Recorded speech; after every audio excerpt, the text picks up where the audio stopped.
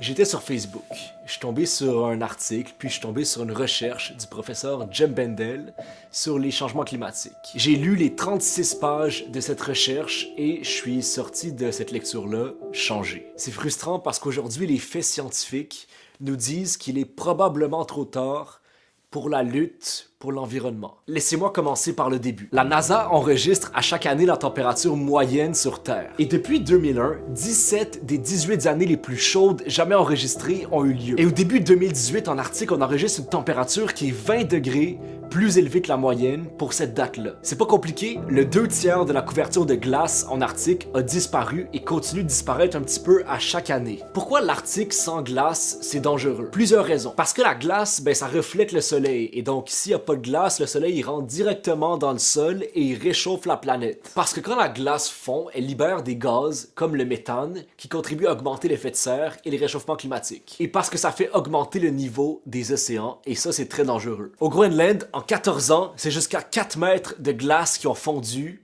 sur le continent. Ça représente une augmentation du niveau des océans de 8 cm depuis 1993. 8 cm, ça peut paraître inoffensif, mais c'est énorme sur une aussi grande surface que sont les océans et en si peu de temps. Je veux dire, si monter le niveau d'eau de ton bain de 8 cm, ça prend beaucoup de temps et beaucoup d'eau, imagine monter le niveau d'eau des océans. Je pense qu'on va faire un petit calcul. Bon, les océans sur Terre couvrent 361 millions de kilomètres carrés. Un bain normal, ça couvre à peu près 1,16 mètres carrés, ce qui fait 0,000012 km carrés. Je me suis demandé, ça prend combien de temps pour accumuler 8 cm d'eau dans un bain? Ok, nous voici dans ma salle de bain. On va calculer le temps que ça prend pour que l'eau atteigne 8 cm dans mon bain. J'ai la règle, j'ai le chronomètre, c'est parti, go!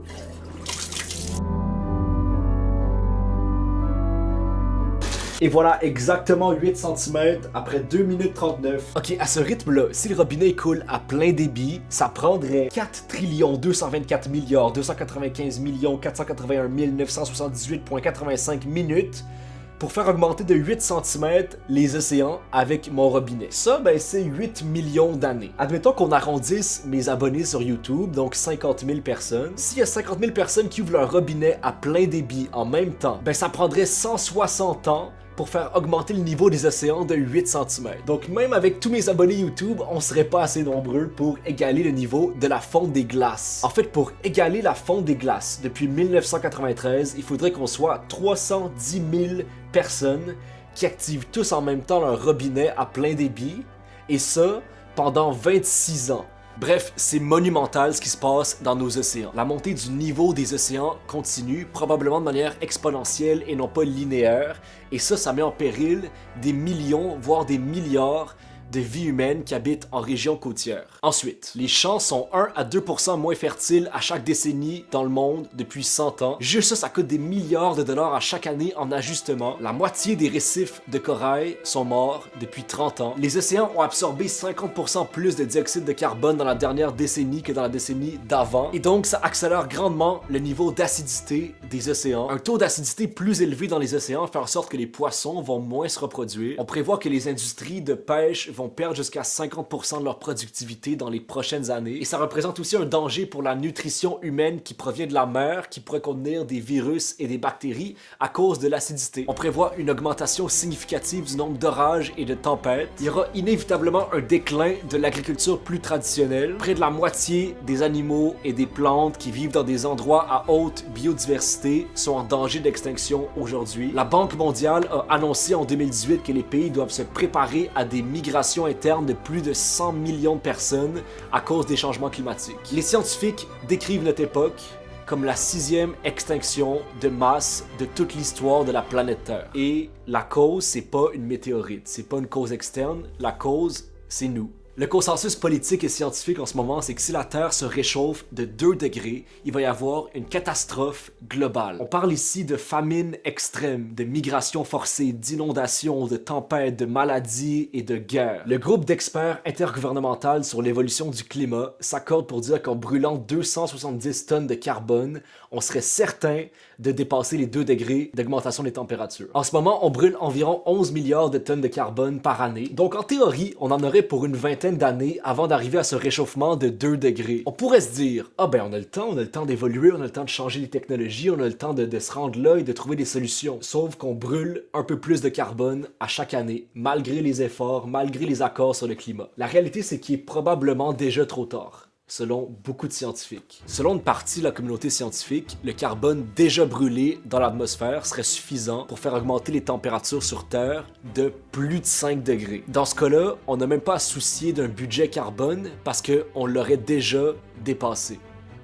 Il y a des gens qui se sont demandé si on ne pouvait pas inventer des machines pour retirer le carbone déjà présent dans notre atmosphère. Ça n'a pas vraiment été un succès. Les méthodes plus traditionnelles sont les plus efficaces, c'est-à-dire planter des arbres, c'est-à-dire restaurer des sols utilisés par l'agriculture et faire pousser des plantes sous-marines. Ça, c'est la seule méthode qui marche pour nettoyer le carbone et il y a beaucoup d'efforts planétaires qui devraient être mis au quotidien là-dessus. Voici la conclusion de la recherche de Jem Bendell. On peut prier pour du temps. Mais les preuves avant nous suggèrent que nous nous dirigeons vers des niveaux perturbateurs et incontrôlables de changement climatique qui apporteront des famines, de la destruction, des migrations, des maladies et des guerres. Est-ce que c'est trop tard? Selon Jem Bendell, oui, c'est trop tard, mais moi, c'est pas ce que je devrais vous dire. Parce que si je vous dis que c'est trop tard, arrive le sentiment de désespoir et d'abandon. Et au lieu d'agir face au désespoir, on accepte son sort et on attend patiemment le pire dans son coin. Est-ce qu'on veut vraiment juste s'asseoir dans un coin puis attendre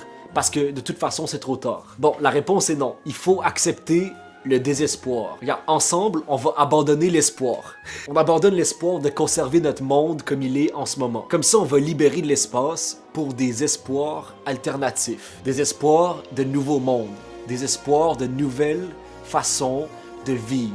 Moi, j'ai pas envie d'attendre l'inévitable. Et le monde non plus, on le voit avec les manifestations partout autour du monde, clairement, et pour le mieux, on a envie de s'accrocher à notre planète et surtout à la longévité des êtres humains. Alors, quoi faire? Voici quelques pistes qui ont déjà été dites, mais c'est toujours très bon de le rappeler. Se tourner vers les énergies renouvelables, c'est prioritaire. Il faut absolument diminuer le taux de CO2 dans l'atmosphère. Électriser les transports, prendre moins l'avion, utiliser un vélo ou marcher le plus souvent possible, économiser l'énergie que vous utilisez dans votre maison, manger moins de viande, plus de nourriture locale et ne pas gaspiller, arrêter de consommer inutilement. Il faut mettre un prix sur le carbone pour que ça coûte plus cher aux industries de polluer. On peut aussi voter aux élections pour les partis qui s'impliquent dans la lutte pour le climat et simplement de s'informer, de prendre la parole et de faire passer le message. Si vous êtes de ma génération, les changements climatiques vous ont été légués comme un cadeau. Merci les générations précédentes, c'est super cool. Maintenant, l'immense défi nous revient. Donc plus on est nombreux qui veulent s'accrocher, plus on a de chances de réussir ce défi-là. Tu peux t'abonner à ma chaîne YouTube et tu peux partager cette vidéo.